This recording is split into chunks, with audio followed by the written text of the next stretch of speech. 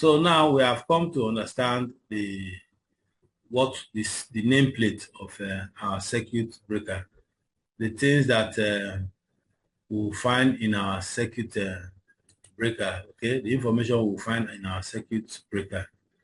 So we've come to see that.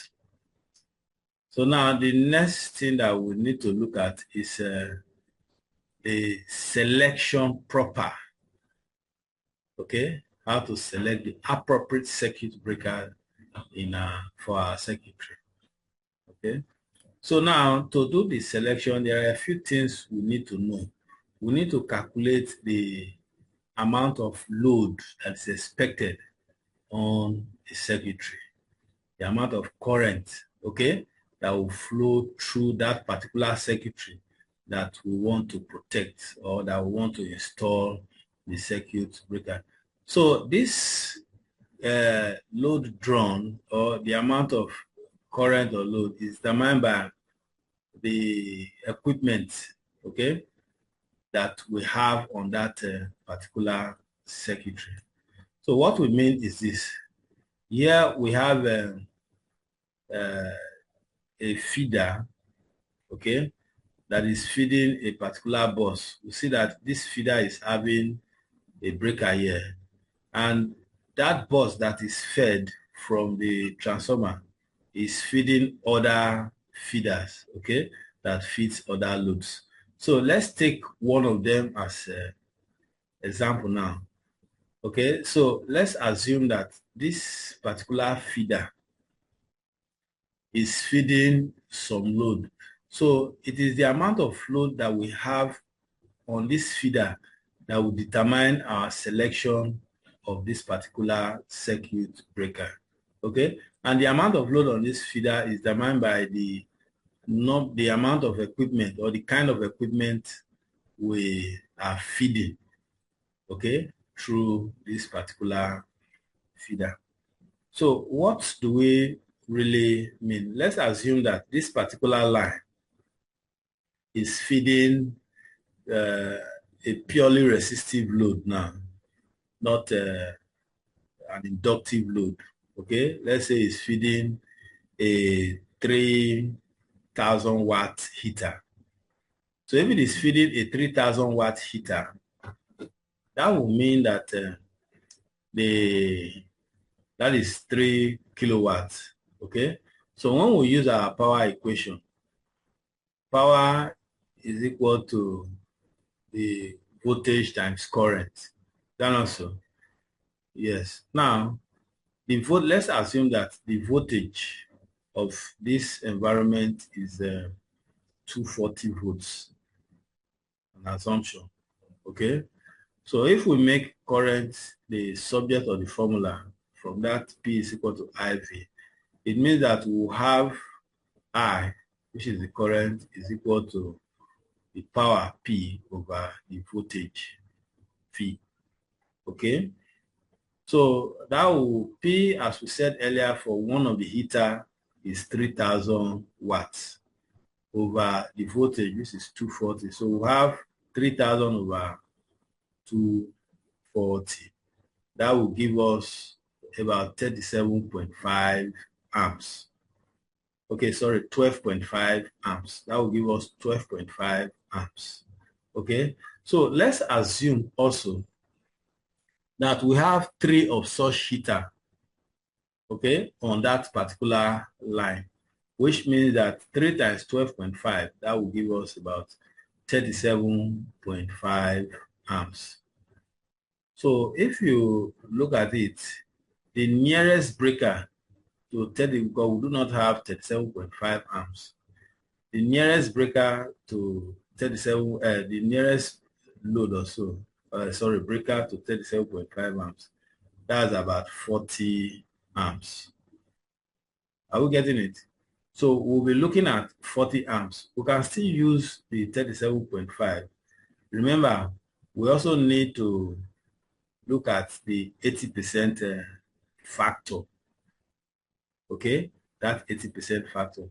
That will now bring us to the second parameter that we need to look at while selecting the circuit breaker. So you can, to accommodate that 80% factor, you can multiply that current that was strong, that is 37.5 amps, with 1.25. 1.25. Okay, so 1.25 of 37 will give us, if anybody can do that calculation fast, okay, will give us 46.89, 46.88, okay, 46.88 amps.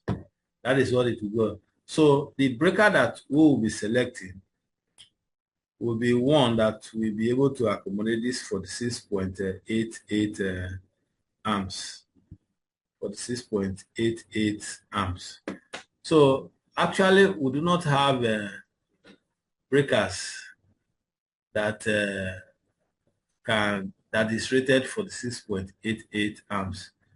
So the nearest breaker to 46.88 amps is what we'll select for that particular line. Okay, we will not go down. We will not say select something that is less than that are for the 6.889. We can only move forward. Okay, so if these are the ratings of the breaker, which has the normal rating, so the next one is 50 amps to 46.88 amps. So it means that for that line, to protect that resistive, those resistive load, three kilowatts with heaters, okay, we will need a 50 amps breaker. Are we getting it? 50 amps breaker. So that is how you make the choice of the nominal current rating of your circuit breaker. Okay. So now, when you are making this choice, there are other things that will also limit your choice.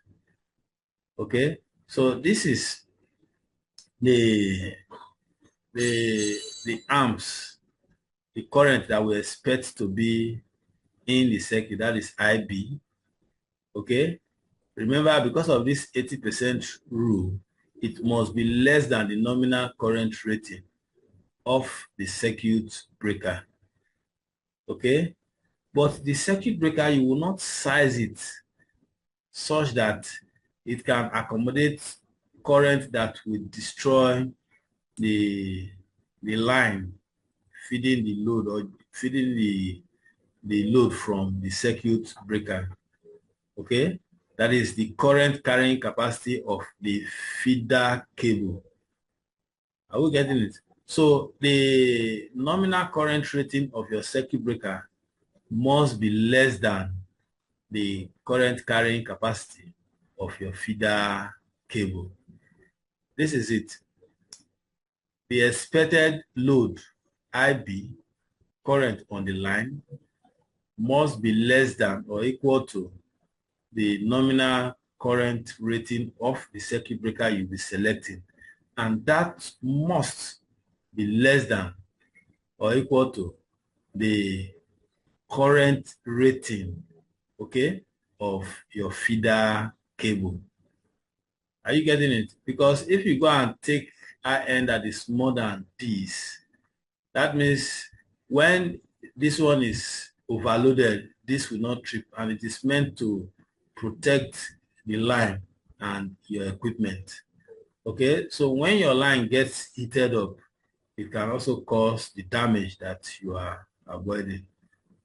Are we getting it? So for circuit breakers, arrow is always 1. Remember, our concern in this section of our training is circuit breakers.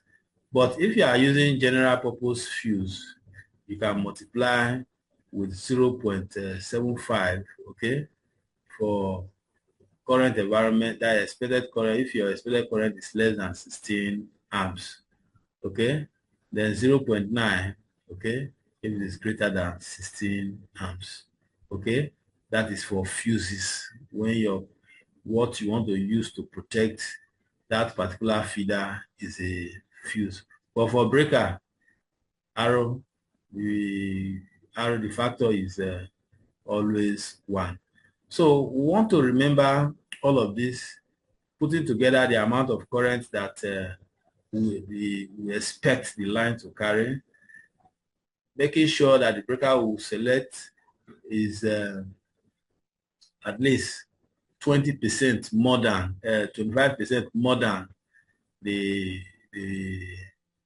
the current, the expected current on the line. Then we will now choose the appropriate breaker. But we want to know that whatever breaker that we'll be choosing at the end of the day should be breakers that will not overload our circuitry or our cable, okay? The feeder cable. Okay, to further explain what we have just said, the circuit breaker that you select should operate within this green area. Okay, should be within this green area, which is more than the expected current on the line, the calculated load on the line, and it should be less than the amount of current that the rated current of your feeder cable. Are we getting it? So if your circuit breaker, the circuit breaker that you select, if it is in this area, it means that the supply cable, you are overloading it, and that is also a problem. If it is in this area, it means that you have that's your protection system is underrated, so you have nuisance tripping, okay? And that is something that is not desirable for a particular circuitry.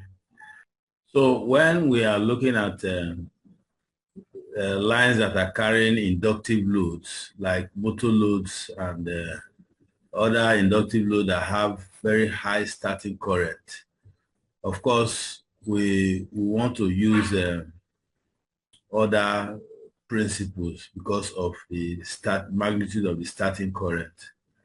Okay, so to guide us on a branch circuit that contains motor load, we want to use the NEC 430.52 table. Okay, so that is what you are seeing on the screen now. So on this table, you will see that the circuit breaker selection and other protection selection is highlighted, okay? For non-time delay, the dual element time delay, instantaneous trip breaker, and inverse time breaker. Okay, so the non-time delay is, they are talking of the HROC fuses, the high rupture capacity fuses.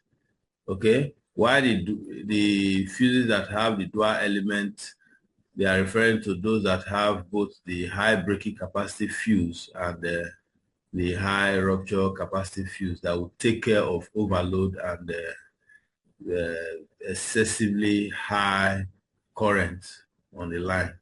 But our focus now will be on the breaker selection, okay? So if you look at it, you see the different types of motors and the percentage of the current rating of the breakers that we have to select. So if it is a polyphase motor that is not, that the rotor is not wound, okay, or a squirrel cage motor, 3-phase. So what we'll be looking at is the 250% of the nominal current rating. That is the normal operating current of the motor, the electric motor.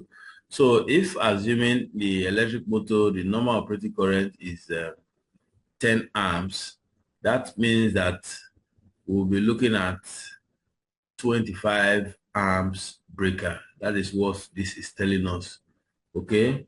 For that is 25 amps inverse time breaker.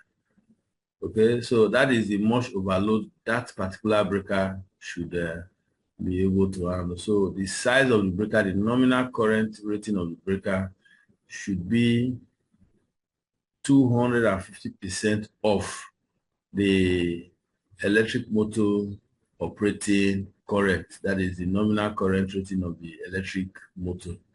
While for the instantaneous breaker, it has to be 800%, that is 8 times. So if we take our 10 amps motor as an example again, it means that we'll be looking at about 80 amps for the instantaneous trip.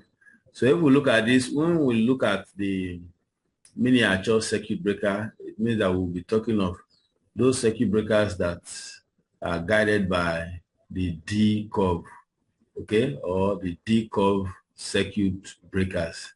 That's what we'll be looking at for the instantaneous trip. Then if we are looking at molded case circuit breaker, of course, we want to adjust the trip setting to accommodate all of this, okay? Which means that the continuous current rating, we should set it at, if we are feeding a motor load, we should set it at 250% of the current rating of that electric motor. Okay, so if it is a 10 amps motor or a 20 amps motor, it means that if it's a 20 amps motor, 250% of it is 50 amps, that is times 2.5, okay?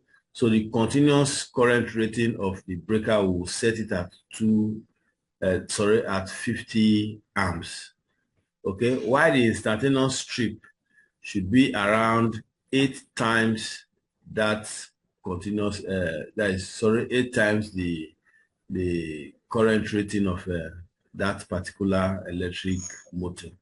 If we are looking at the molded case circuit breaker.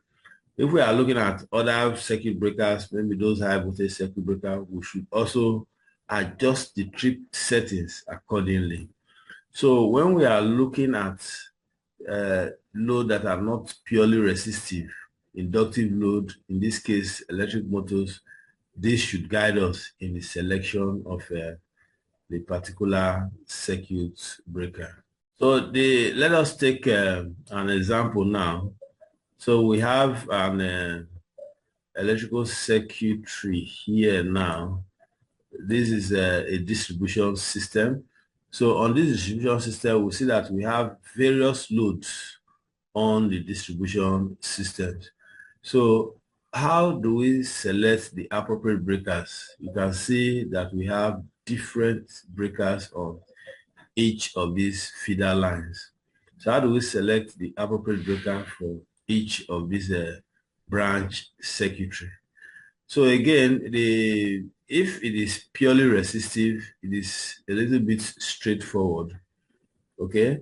Because all you have to do is to determine the load on that particular branch circuit. Like on this now, you determine the entire load on this branch circuit, okay? This appears to be a purely resistive load. Yeah, you determine the amount of load as in the amperage of the load, okay? And then you adopt the 80% rule. That is, whatever you have, you multiply it by 125%, that is 1.2, okay? So that will give you the breaker rating. But again, remember that as you are rating the breaker, this rating that you, at the end of the day, arrive at should not be more than the current carrying capacity of the feeder line, that is the cable feeding those equipment. So it should be less than, so that before the cable is stressed up, this would have tripped and isolate the 40 or the load or the 40 line, okay?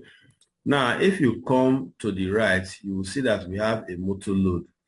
So on this motor load, the NEC table, okay, that is, this one will guide us in the selection of the particular circuit breaker. So on this NEC table, we see that the inverse time breaker is 2.5 times or 250%. So if we assume that this particular electric motor is 10 amps, okay, the normal operating current, if it is 10 amps, it means that we'll take a breaker that is 25 amps. Are we getting it? That is the 2.5 times what is on the motor nameplate. That is the motor will consume normally.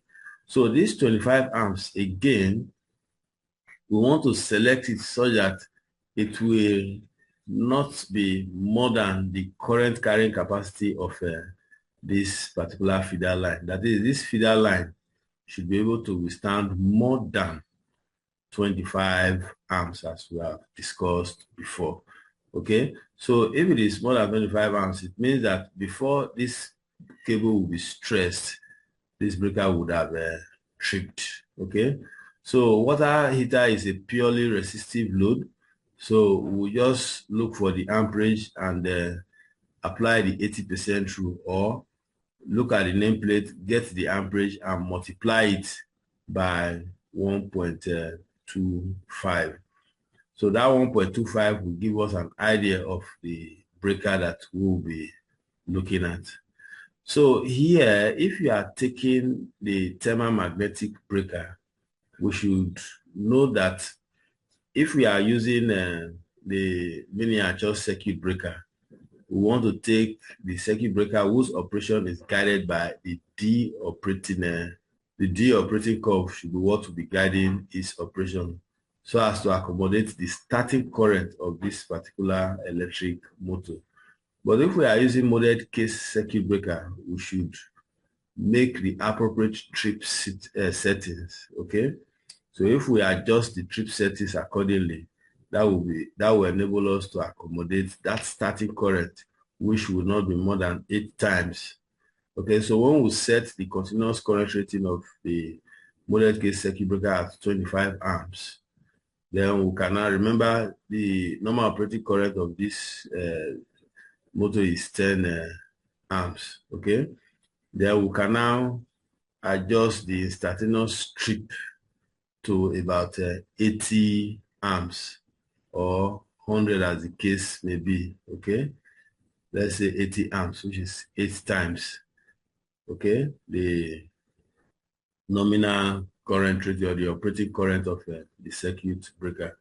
So when you add all of this, okay, all this load together, they should give you an idea of what you will use as the breaker, okay, give you an idea of what you select, okay, here, that is the breaker feeding all of these branch circuits.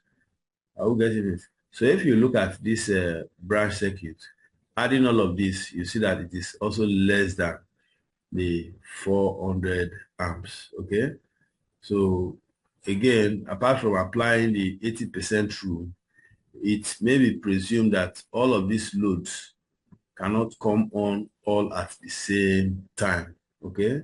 So that will inform the reason why this is not up to the 80% of all of, that is 1.25, 125% of all of these breakers or all of these loads. So when you look here, you also see a transformer, and then here are some breakers. So this breaker, the selection of the breaker is determined by all of this load. But remember, since we have a step-down transformer, the current will be higher on the secondary and then lower on the primary. So your load flow calculation will always give you an idea of the amount of current that will be flowing through this line of your circuitry, and that will inform your selection of the circuit breaker. So you see the high voltage panel, okay, because on this circuitry 480 volts is regarded as a high voltage. So this is your high voltage panel.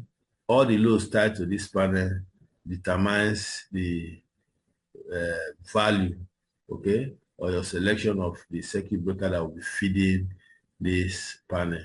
Then of course the consumption of this also determines this. And this chiller, you can see that the current rating of the breaker is high because the chiller have inductive load, electric motor, okay, that drives the compressors in the chiller.